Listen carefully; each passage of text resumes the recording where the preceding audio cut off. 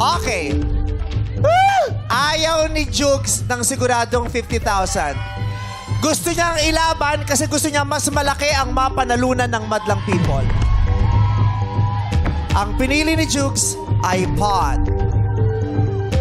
Kailangan ko nang kunin ang 200,000 jackpot. Hello! Isa lamang ang tanong.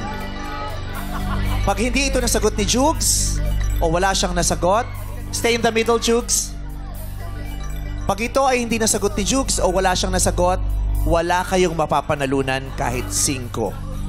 Sorry. At saka wala naman na yatang 5 ngayon. Yes.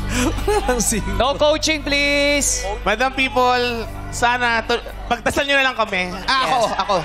But please again, no coaching. Pag may isang nahuling nag-coach, kahit tama po ang sagot ni Jugs, katulad ng nangyari kanina, hindi namin tatanggapin. We have to be fair. Katulad sa mga unang na laro natin. No coaching. Strictly no coaching. For 200,000 pesos.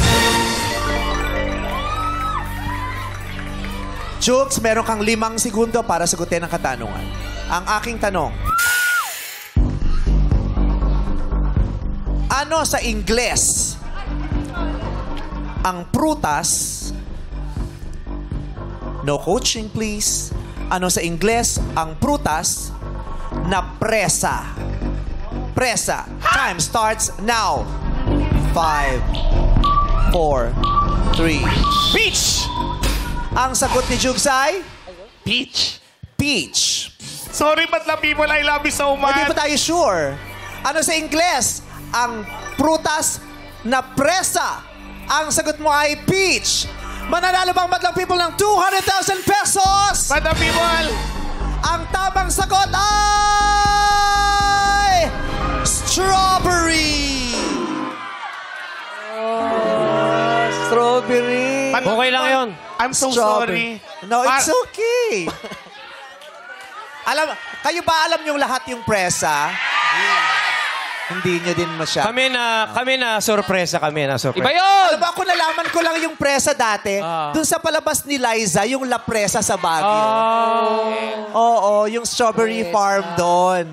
Oh, mas, kahit tayo mga Pilipino, mas sanay tayo sa strawberry. Ayun, alam mo? Pasensya na po. Kasi narinig ko yan sa pelikula nila Enrique at saka Lisa Sobrano. Pero ano yung zodiac sign ng March 3rd? Yun lang. Huwag mo na ibalik. May stress na naman yan eh. May stress na naman. Pare, sorry, pare. Right, so congratulations, Jugs. Thank you. Thank you, madam people, sorry. It's a fun game, but lang people, nag-enjoy ba kayo?